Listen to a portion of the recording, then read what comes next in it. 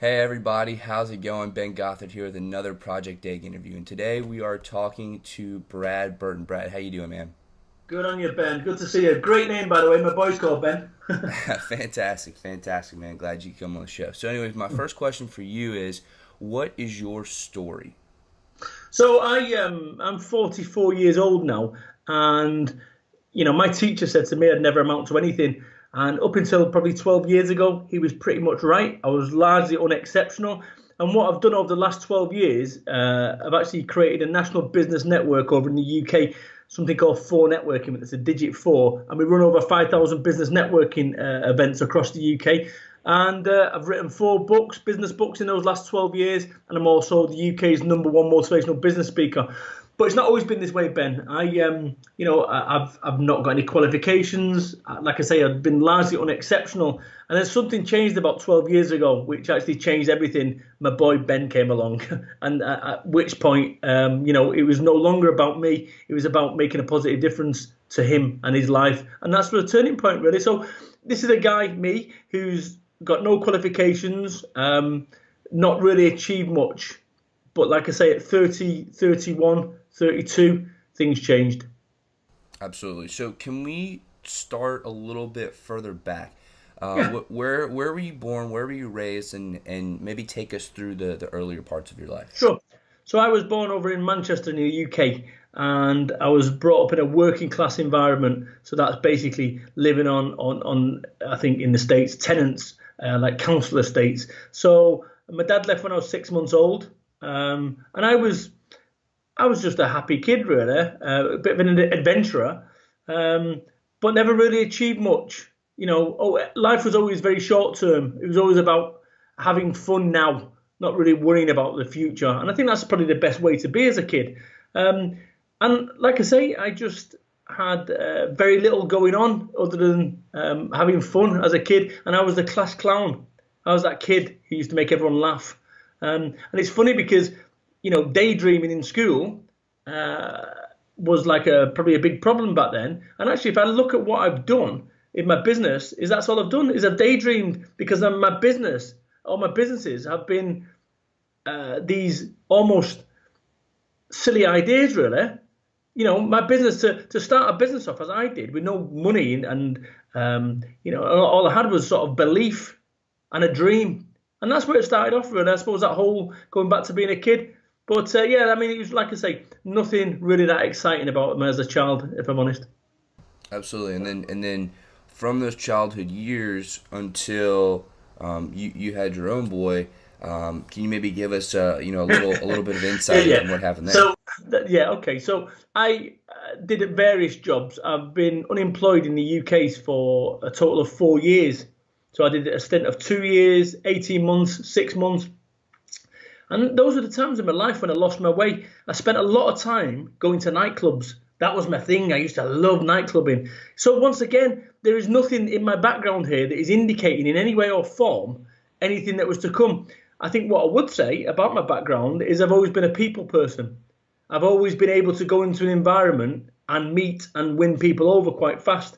So I've got, once again, largely unexceptional. And if I think about my ingredients, this ability to be able to talk to people, my ingredients have always been the same. The only thing that's changed is my recipe in the last 12 years. The only thing that's changed. And I think that's interesting because I reckon that every single individual has a better version of themselves, the ingredients of a better version of themselves. They just need to work out that recipe. Absolutely. And so you brought up a really good point that your ingredients have been the same, meaning you've had your core skills kind of your whole life, and I guess you've been developing those whether you've known it or not. So could you talk about how to identify those skills Yeah, and how to really tell what they are? that's a great question. I don't believe that you can force it. See, this is the problem. People watch Gary Vaynerchuk and thinking that hashtagging hustle and grind is the secret of success. Being up at 4 o'clock in the morning, being busy, isn't the secret of success. What people need to do is be themselves. That fundamentally, at my core, is me. I don't copy anyone. I don't try to recreate anyone. See, when I underachieved, in all my life up until that point of 31 is I did try to do that. I looked at successful people and tried to emulate them. And actually, you're never going to be you. So what I always say to people, in order for you to find the best version of you, it's to spend 100% of your time being 100% you. And if people don't like you for being you, next. So I reckon that is the core of everything. That if you want to find true success, is you've got to be yourself. So in terms of actually finding what that thing is, if I think about what I've achieved and what I've done, is those signposts for success have always been there. I just never saw them. I'd always walk past them thinking it was somebody else's life or only they could achieve that. And this is what I ask people to do, is to understand that opportunity is in front of you every single day. Whether you see it or not, that's a different ball game. And once you throw this switch, which is what I believe I've done, once you throw the switch, then you start seeing the opportunity more and more and more. And as you start taking more opportunity presents itself. So I just think that fundamentally you can't rush this stuff. Like if you'd have said to me, if I'd have been listening to you at 20, or listening to myself at 21, 22, yeah, it wouldn't have been right. So it needed me to be 31. It needed me not only to be thinking differently, but Ben to come along. Because if Ben hadn't come along, I don't believe that I'd be this man that I am now.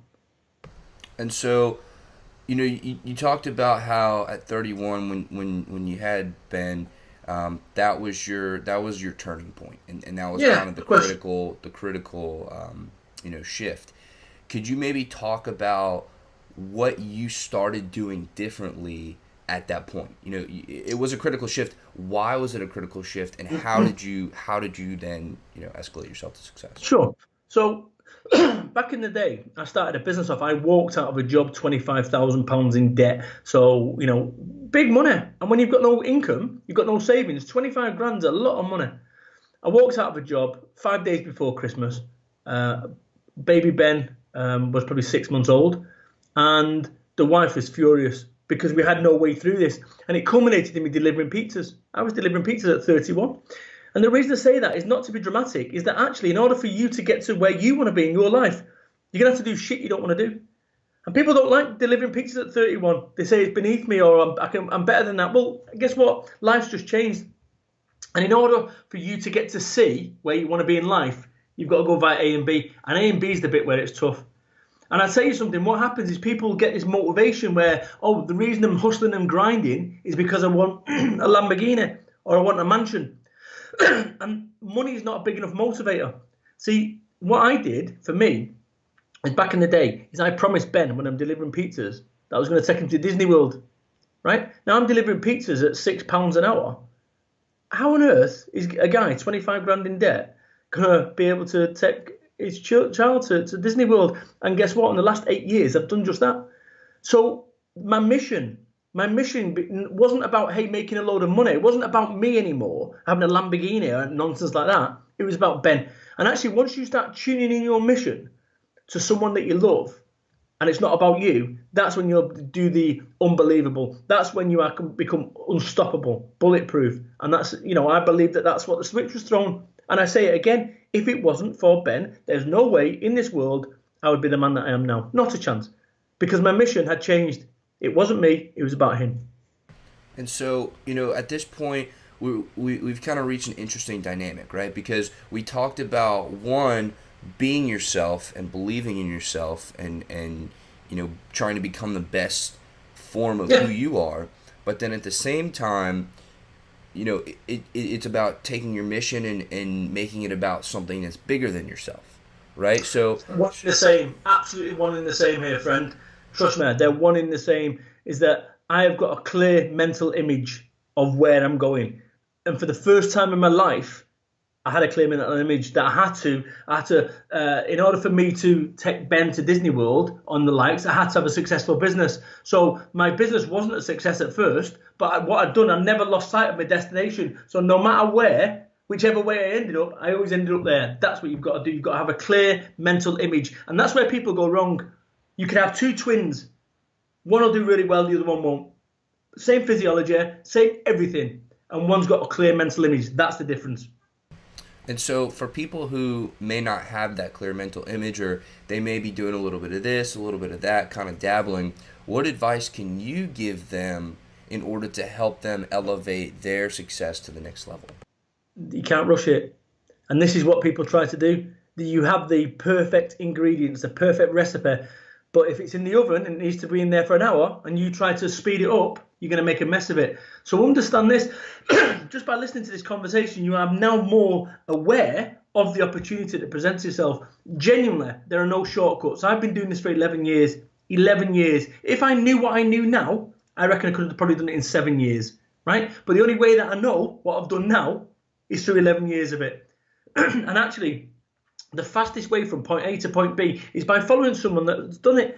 But the stars need to align as well. So just by following what I do and trying to copy it, you have a different set of rule books to me. You've been brought up in a different environment to me. So therefore, the resources that are at your fingertips are not the same resources that are at mine. And this is what people try to do, is that you need to understand that you can't rush success. You can't. And this is why what happens is that people end up buying personal development courses and shit like that based on some sort of certainty that people try to sell you, to say, hey, come on my course and you'll be able to fast track. It's bullshit. And this is what I'm on at the moment, is that I'm actually fighting back against all that stuff. And I'm trying to tell people the reality in personal development world, which is it's going to be long, it's going to be arduous, and there's no real shortcuts. Because what you do is that you need to make mistakes, because experience is what you win when you lose. And a mistake is only a mistake after the event. No one, including me, wakes up and says, you know what, I'm going to go and fuck up today. But occasionally I do. But as long as you learn from a mistake, it's not, because what an expert is, and I consider myself an expert in this field of speaking over in the UK, or networking, or writing books. What an expert is someone who has made all the mistakes in a particular niche field. And I've made them all. That's what makes me an expert.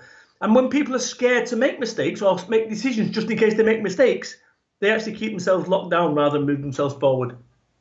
Absolutely, absolutely. And I really like what you said about, excuse me, about how experience is what you win when you lose, when you fail, right? And I think to touch on the point that we mentioned earlier about, the intersect between being who you are and having that clear vision, having something, a goal bigger than yourself, is in order to get to that goal, you need to develop yourself into the person who you can be. Correct. And you need to reach your fullest potential, because it is the person who you are inside that's going to reach that goal. It's not about money, in my opinion. It's not about money. It's not about things. It's about who you are on the inside as a person and how far that person can take you. Let me give you a great example of this to put it in perspective. Yeah. So imagine, if you can, that over here, that's you, and over here, in order for you to get from one side, it's a 50-foot walk. To get from one side to the other side, and you'll get your dream vehicle, a Rolls-Royce Phantom. There's a guy waiting. You could walk. If, however, you had to do it through glass and molten lava barefoot, you might think you can. You get about 3 steps in, and you'd be back. Now, if your family needed saving at the other side of that, you wouldn't be hesitating, thinking, can I do it, can I not? You'd be across. And you might never walk again, but you'd make it. That says to me that money and stuff is not a big enough motivator. So what I've done is I've channeled my mission. So it's not about me. It's not about money. It's about taking Ben to Disney World. So it is about money. Of course it is. But it's not about money. It's about taking Ben to Disney World. And by doing so, it allows you to be a whole lot stronger about your mission. And this is why I've had almost unwavering self-belief at times, because I've had to be completely pig-headed in this approach and bullheaded to business, because in the last 12 years, I've wanted to quit 11 times. Like, genuinely, like 0 not quitting, 10 quitting. I've been 9.8, 9.9, 11 times. And the only reason that I didn't quit is I didn't have a plan B. I did not have a plan B. I had to make this work. And if you've got a plan B, you don't believe in your plan A. And when people have a plan B, right, you don't 100% believe in it. If you don't 100% believe in your plan A, don't get upset when I'm not buying your products or services, because you don't 100% believe in them either. That's a great point. If you don't, if you don't 100% believe in your own plan A, how can you expect your customers to believe in that too? Right. And yet you see people, if it doesn't work out, or going to the bank for a loan because they don't want to put their own house on it. So you don't want to put your own house on it, but you want to go to the bank and get money off them. Come on. So you obviously don't believe in it. And if you've got one eye on the escape pod, you finish. You've just lost. Absolutely. So you know, I want to talk a little bit about again about that shift of when you really started to become successful. How did you start? You know, when you said you quit your job delivering pizzas and you wanted to start a business. Well, what's that timeline? What's that progression? So I quit a job which was a reasonably paid one. It was a marketing role. I quit that, and then 3 months later started my own business off. Then 3 months later, I was delivering pizzas whilst running my marketing business. So the timeline there was like literally 3 months, and then about 18 months from the point that I started up my own business off to the point where I came up with this for networking. I did have a marketing business at first, then I started the networking organization, and then I thought I'd made it 2 years in, then I'd lost it all again. So it's like a roller coaster. There is no, in your mind's eye, the trajectory's up there to there. Bullshit. It's like this. And eventually, what happens is the drops become less violent and less aggressive, and it just settles down. But for me, 11 years, like literally, I quit. I stepped away from my business. I've got a management team running my business. 10 years to the day. 10 years to the day that I started the organisation, I stepped down as managing director of 4Networking, and I've got a management team in there now. So it's been up and down. And I think any person that tells you otherwise as a business is lying, because I meet hundreds of business owners each week when I speak. It's a tough gig, but you need to be resolute as to why that is. So the time scale for me, I would be lying to you I think it's always going to take you 4 times longer than what your business plan for the bank says. You might as well have a foreword by J.K. Rowling, because it's a frigging work of fiction. Absolutely, absolutely. So you started. I'm just trying to get it all straight. So you left a high paying job, No, not a high-paying job, a mid-management job. mid management job, and you started a marketing company. Correct. And then 3 months later, I'm delivering pizzas to keep that marketing company afloat. Gotcha. And so, what were you doing in the marketing company? Like, were you social media marketing? Was it direct mail? Hey, this is 2006, so there was no social media back then. So it was conventional marketing, doing branding, doing email marketing back then, just overall general marketing, and I was quite good at it, quite funky at my approach, was fresh, and funny enough, it was that same approach that I've used throughout all my books and throughout my businesses, which is quite disruptive in some respects, because I go into a marketplace which is congested, and I create fucking mayhem. And actually, by creating mayhem, good or bad, people talk about you. Brad Burton, I've never heard of him. Who is he? Oh, he's an idiot. Oh, he seems all right to me. Boom. And it just, it was a disruptive marketing, and that's what I do. I get eyeballs on. And then it's very difficult for people to be able to dismiss me. When I'm the highest rated business author on Amazon in the UK. When you've written 4 business books like that, when you get booked by JCB, Bentley, and these global brands to speak, then all of a sudden, anyone who says this guy's making it up, it falls away, because I'm actually doing what I set out to do. So the whole thing has been, with the marketing business, I made the conscious decision. It goes back down to that plan A, plan B. I actually said, with my marketing business, I'm stopping this in order to put all my focus onto 4Networking, the business that become, the national network in the UK. So there was no plan B there. I swapped my plan A with another plan A. That's fantastic. And how long did you take on the marketing business before you realized, okay, this might not be what I want to put all my eggs into? And how did you make that transition? All right, so I'm a year in of running my marketing business, and then I came up with this idea for 4Networking. I launched 4Networking, and then probably about 2 months after that, this is the bit where I swapped my plan out. So in total, 18 months. And the marketing business was going from £30,000 the first year to 46,000 in the halfway through the second year, and I threw it in the bin. So it was definitely on trajectory, but I threw it in the bin because to focus on 4Networking. And actually, looking back, that was one of those core decisions, which actually a turning point. That if I'd not done that, I wouldn't be where I am now. Absolutely. And so the transition, by the way, there was none. I just made a complete. I realised that I was not going to starve to death. And once you realise you're not going to starve to death, I always ask the question to people, what's the risk? And if the risk is it doesn't work out, you go and get a proper job, which is exactly where you started in the first place. That's such a good point. So from your marketing job to 4Networking, Maybe talk a little bit about what that is, and Mhm. just give a little bit of insight on how you got it started and when you Sure. started to catch some momentum. So if I look at business networking has always been uh, up its own arse, very suit and tie, this, that, and the other, very formal. And I looked at what was the existing networks in the UK, and in political terms, you've got the left wing where nothing quite happens. It's all very nice, but nothing quite happens. Then you've got the hardcore right. Where's your leads? Where's your referrals? You have to attend. And I'm thinking, where is the mainstream of networking? And it never existed until I started it before networking. And I looked at all these other networks and said, okay, what do people like about them? What do people not like? And all the stuff they don't like, I got rid of. Now, where for networking differs, it's probably the best way to describe it is most networking events, they're a bit like having a PC, which isn't web enabled. Super powerful, but it's not web enabled. When you go and get a laptop, which is web enabled, it's so much more powerful.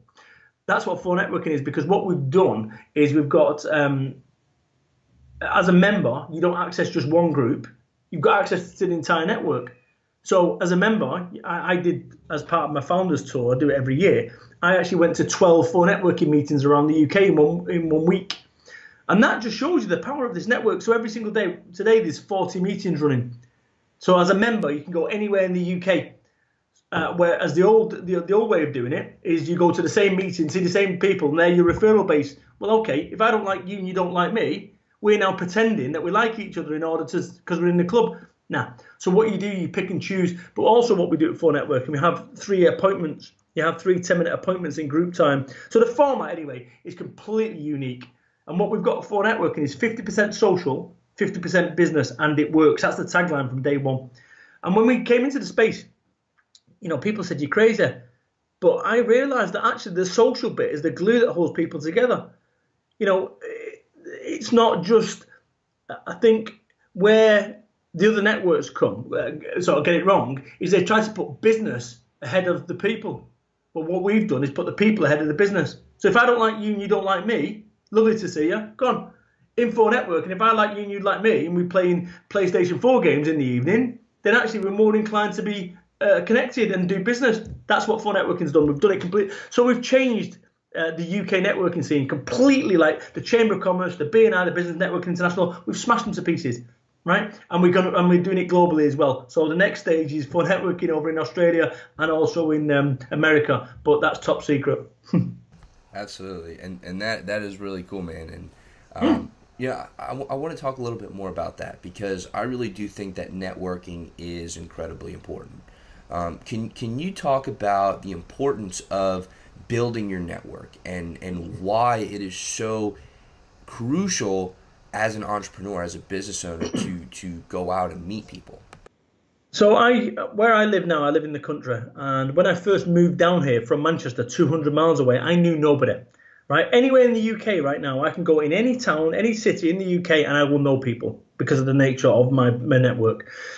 See, what people try to do is they they it's a bit like networking is not like a fueling station on your vehicle. So you've got a pickup there, you've got no fuel in. Hey, I need to go and top it up. Boom. What you need to do with networking is build your network ahead of the point you need it. See, I've got friends of mine that if I ring them up and say, hey, guess what, Steve, it's 3 o'clock in the morning, I've got a dead body in my boot, have you got a hacksaw? That those people, they'll be there for me. But what people try to do is, I've just met you in a networking event, buy my stuff. Well, no, Brad, there's no relationship. So this is what you need to do. Build the relationship ahead of the time when you actually need to use the relationship. And that's why people get all twisted and wrong. I've never in a networking environment bumped into someone, gone, oh, they show you your business card and go, fucking hell, where's my checkbook? Never. Doesn't happen. And yet people come into the assumption that they turn up at a networking event and that's how it is, that everyone's going to be going, fuck me, where's my checkbook? It doesn't work like that. So you have to build your network up. And people say, well, I've not got time. I've not got time. Well, that's cool. At least you're honest with yourself. But what ends up happening is these people that don't have time, they end up getting lonely. They end up coming from a corporate environment, starting their own business off. And the next thing is they start going stir crazy because all they're sitting in front of is in the box room doing their work day in, day out. And what networking is, it allows you to be a social animal. It allows you to give you a purpose, to keep talking to people, to find out about Brexit, to find out about what's going on. And that can never be underestimated. I'm a massive PlayStation 4 gamer. And one of my networking events last week on Friday, we're talking about, I was one of the guys just before, about Ghost Recon Wildlands. Now, technically, what should we have done? Stop that conversation because, hey, what we need to do is we need to talk about business. Or maybe, just maybe, as a result of that, I'm now connected with Mike and we're talking about other stuff. So what's going on is this whole commercial approach to networking has actually stifled networking. It's actually created more problems than it's solved. So what we've got, like I say, with for networking, and my approach to networking is to never underestimate anyone, never overestimate anyone, treat everyone the same with respect, because it's not just the person you're talking to, it's all the people they know. And people get that wrong because they'll turn up there and say, hey, I'm looking for lawyers. There's none in this room. I'm going to go to the chamber. They've got lawyers there. Stop. If I was to ask a room of 20 people, who in this room personally knows a lawyer, 15 of them would go up, 15 hands would go up. So the question is, how do I access you or those lawyers? By building a relationship up. And if you've got no time, just because you're after lawyers, I'm not going to go, oh, here's the phone number of my lawyer. Give him a call, tell him. I'm not going to do that. It takes time. So build your network up before you need it. That is a fantastic tip. That's a great tip. And one that I want to offer to everybody listening is to make sure that, and it kind of piggybacks off of what you said, don't immediately go and ask the people that you're trying to network with, don't ask them for favors. Okay? That is the last thing that entrepreneurs need, is somebody coming up to them and asking them for something immediately, right? Sure. What I would recommend is trying to provide value first, right? Provide value in some way, whether it be a funny story, whether it be just a really good conversation, whether it be some sort of connection that you can offer. Try to provide value first, and then maybe someday that value will come back to you in Correct. some way, shape, or form. Right? Correct. And this is the thing. People go in there with a fueling station mentality, and that's the bit where they get it all twisted and all wrong. Like I say, they go in there and try to sell without a relationship. This is not a sat there on an Avis hire car waiting for somebody to take an order. And people, you need to build your network up, build your reputation up, build your trust up. Without that, you can forget it. Absolutely, absolutely. And I want to get your opinion on this because it's something that I've been thinking for a long time, and it's that it's more important to build a relationship and try to find a long-term customer than it is to try to find one sale. What do you think about that? I think that if somebody wants to buy your products and services, sell them. But absolutely, I'm a hoarder of people. Those people that I've got friends and networkers that I've known for 10 years since we started this organisation up, and I continue to do so. But I just, this is not a hunting game. This is a farming game. That's what you've got to do. You've got to stop putting space through everything and trying to that's not what it's about. And I actually think, once again, you go into that environment and you try to put a spear through everyone switches off from you and says, oh, God, here he is again. And they're the people that say, hey, networking doesn't work. I went along twice and sold nothing. Yeah, you're right. How much did you buy of those 2 times you went? And that's it. So I would absolutely agree with you on that front. Awesome. So, maybe I like providing value, right? I think the name of the game in this these interviews is providing value. So yep. Maybe we could give a top 3 tips, if you will, to becoming a better networker.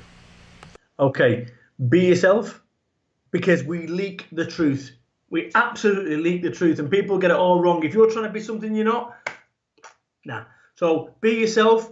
Create the conditions where people buy instead of you selling. So for a great example is me. I'll sit down there with my book and I will talk. And they'll say, hey, is that your book? Sure, boom. Rather than going, hey, look at my book. So create the conditions where people buy. And understand this, it takes time. Networking takes time for it to work. If you've not got time for it to work, don't go networking. But actually, don't turn around and say it's the wrong sort of people as well. I'm looking for, in the UK, people say, I'm looking for high net worth individuals. Oh, God. Anyone who ever says that to me, I say this, are you a high net worth individual? And when they say, well, no, say, do me a favour, piss off and need high net worth individuals, right? Everyone has value. Everyone has value. Whether you see it or not, that's down to you. But trust, like I say, everyone has value, and never never dismiss anyone in networking because you don't know who they know. That is such a good point. And not only do you not know who they know, but you don't know who people are going to become, right? Totally. Like you mentioned the foreword by J.K. Rowling, right? She lived in her car. She was homeless for years while she was writing the Harry Potter books, and now she's, and correct me if I'm wrong, but she's one of the wealthiest women in the world. Absolutely. I mean, she certainly is. But once again, you go back to me. I was just a pizza guy 11 years ago, and that's the point.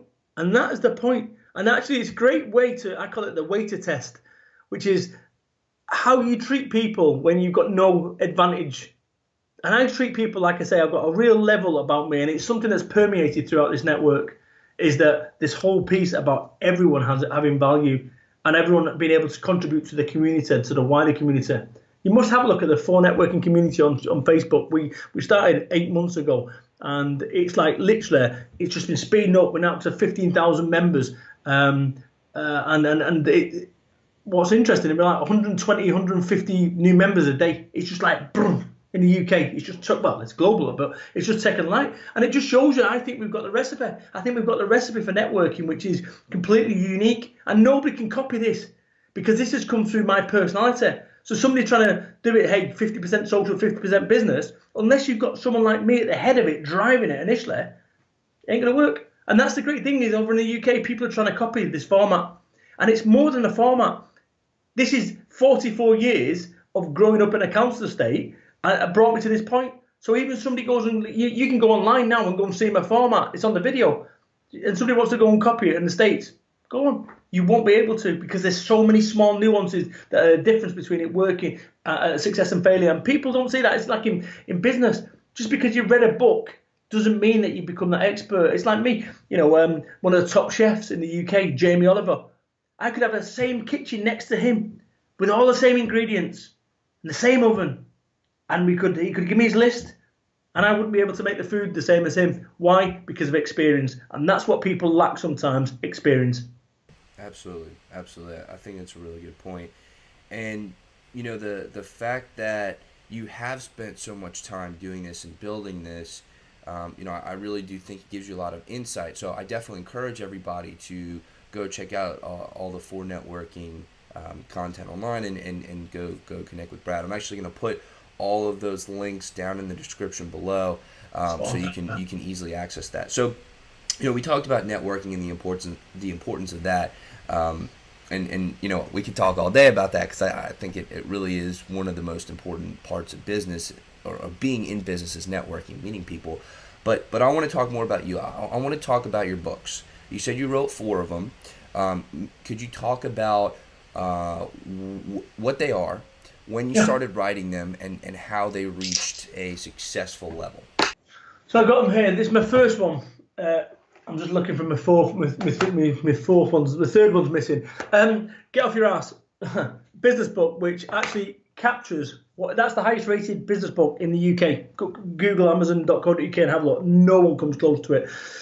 I think I've captured what it's like to be self-employed. I think I've captured the fears, the hopes, the dreams, the aspirations, the delivering pizzas, right? That's what I've done, and that talks about the journey from me starting my own business off and the likes. Get Off Your Ass 2, a sequel to that. That was my transition, really, looking at my past.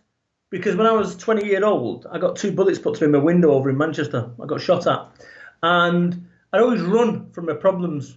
That's why I moved 200 miles away. And I realised that actually your past doesn't need to define your future.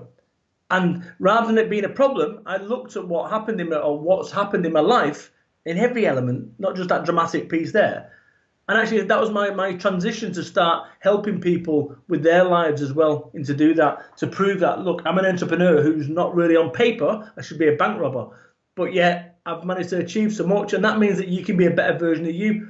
So Get Off Your Ass 1, Get Off Your Ass 2. Then my book, which was a turning point for me, which was called Life Business Just Got Easier, which was published by Capstone, which is the world's biggest business book publisher.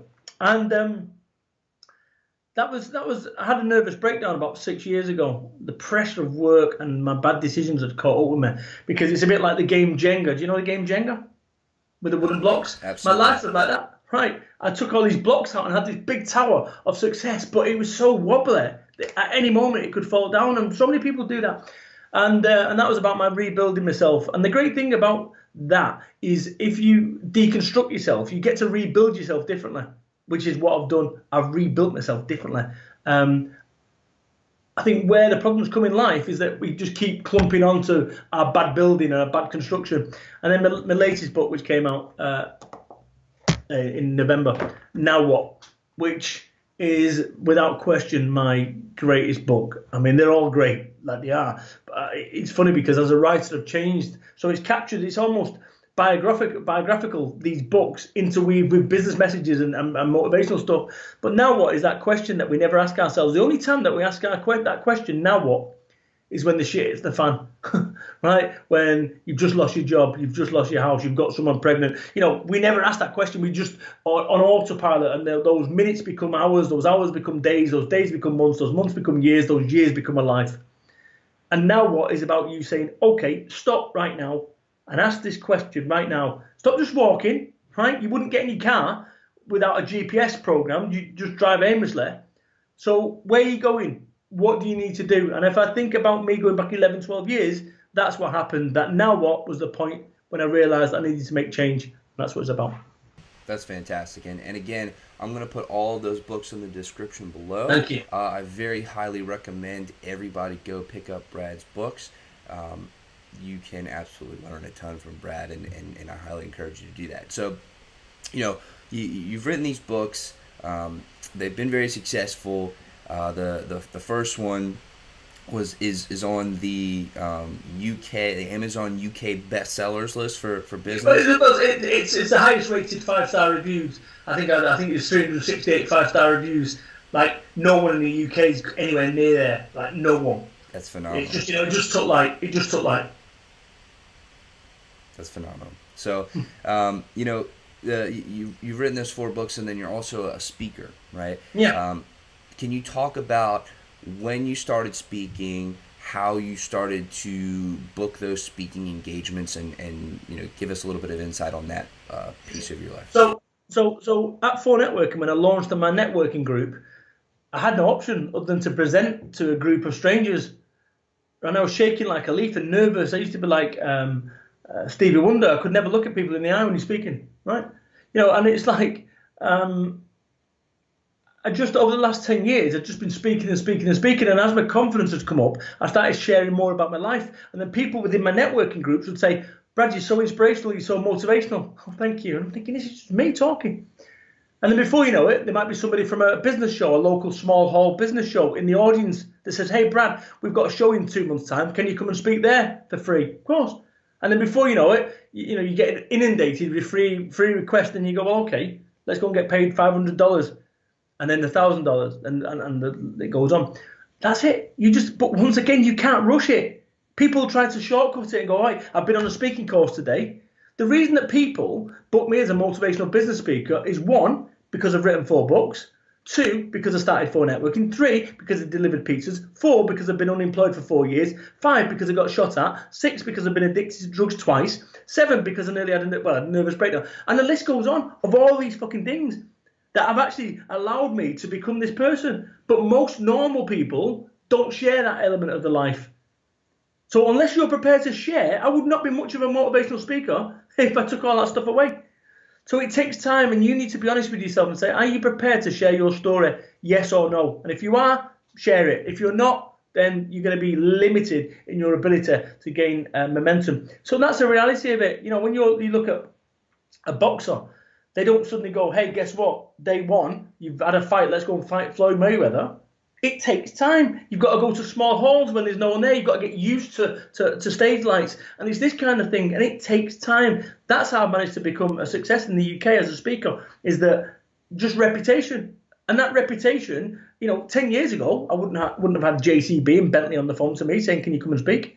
So 5 years ago, maybe not. And about 4 or 3 years ago, that's when things started coming together and people started talking. My reputation had built up. That's it. Wow. It's like that in life. It's like that in business as well. You can't force success. That's a really good point.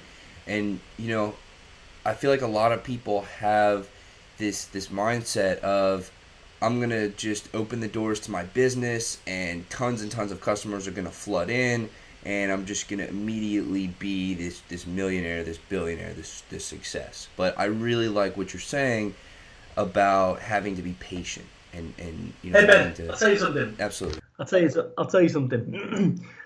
See, we have this skewed version of what success is.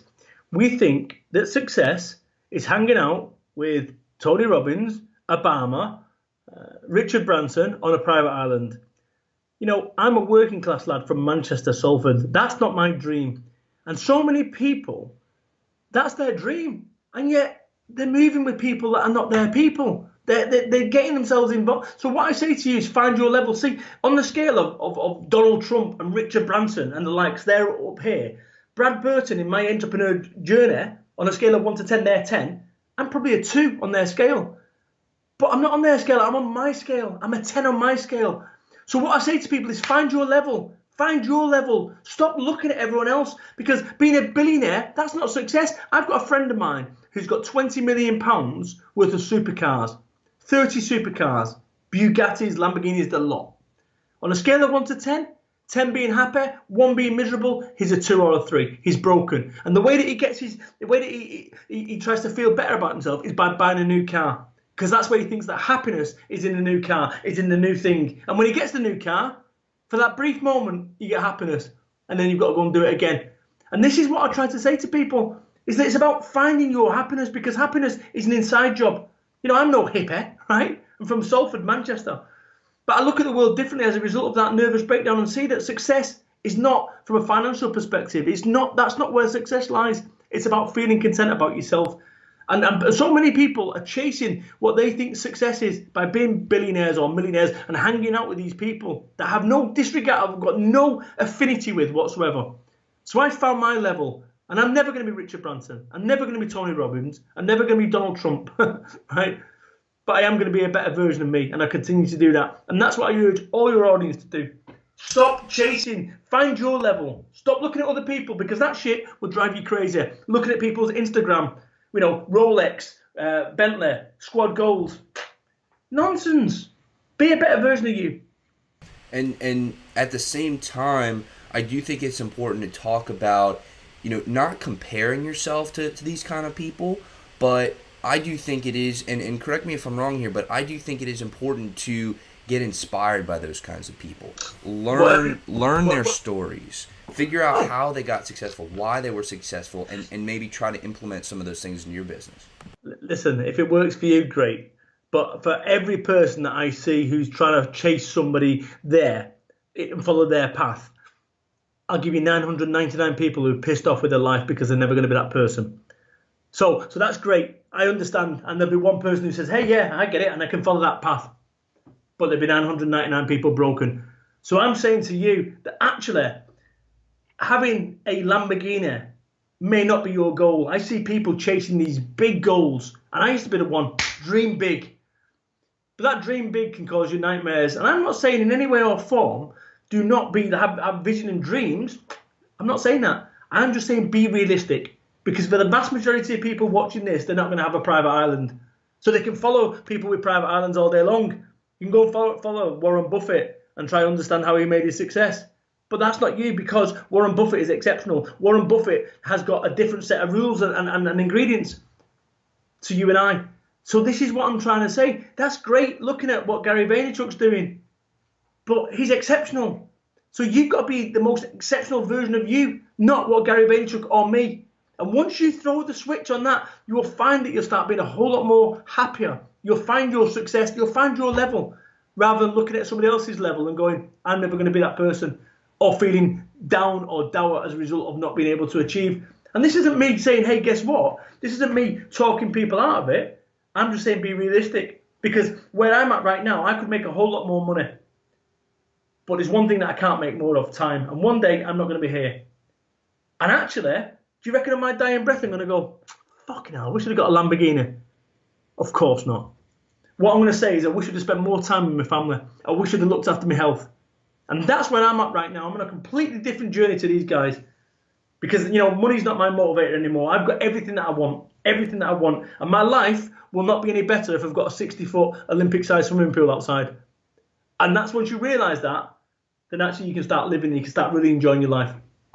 I agree. And I don't think I wasn't disagreeing with what you were saying at all. I 100% agree.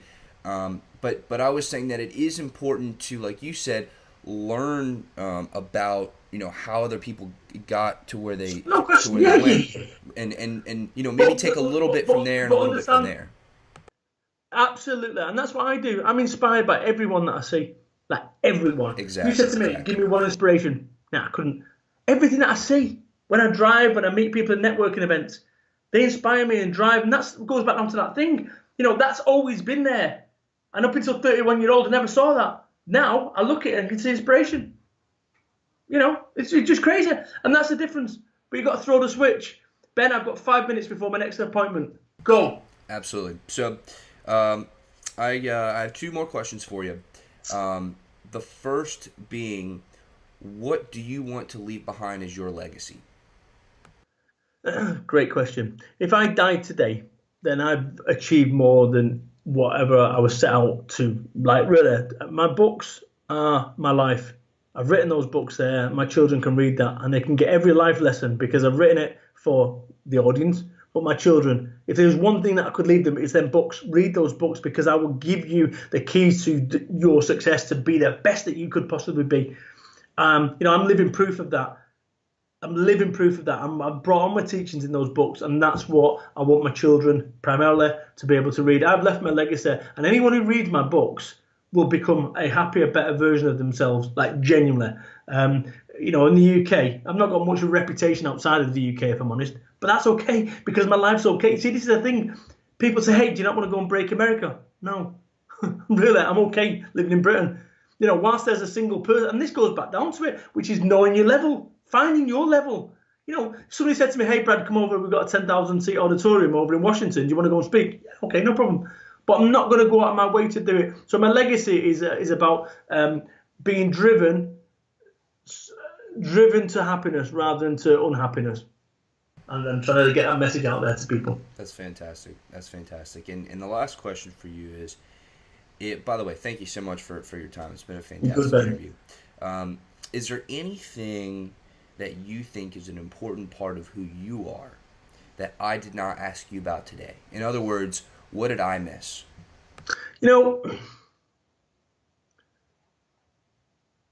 I think it's about looking at your makeup, about who you are as an individual.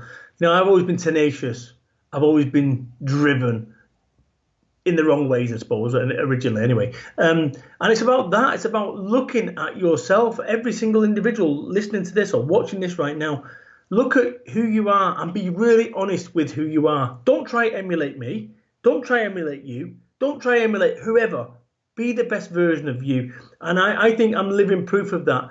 And if I can do it, against all odds, then anyone can do that. And it's about looking deep within yourself, like genuinely looking deep within yourself and saying, okay, what ingredients for success have I got? And what are the ingredients that I'm missing that I need either to find or to outsource? So look within yourself. That's what I'd say. That's fantastic. So, Brad, I really want to thank you for coming on to the interview today. You were really inspiring, and I hope that my audience really appreciates all the things that you've done and the hard work that you put in. So again, everybody that's listening, all the links to for networking and all of Brad's books are going to be below. I very highly encourage you to check them out. If he's been at the top of the the reading list, the Amazon bestsellers list for a while with the highest rating, then that's saying something. So I would definitely highly encourage you to take advantage of that. Again, the link's going to be below. I just want to say thank you to everybody listening. Y'all are the reason we do it. This is an incredible opportunity to better yourself, to learn something, to grow as an individual, and I want to thank you for giving both myself and Brad the opportunity to spend this time with you today. So thank you very much. This has been another Project Egg interview, and today we've been talking with Brad Burton. Take care, everybody.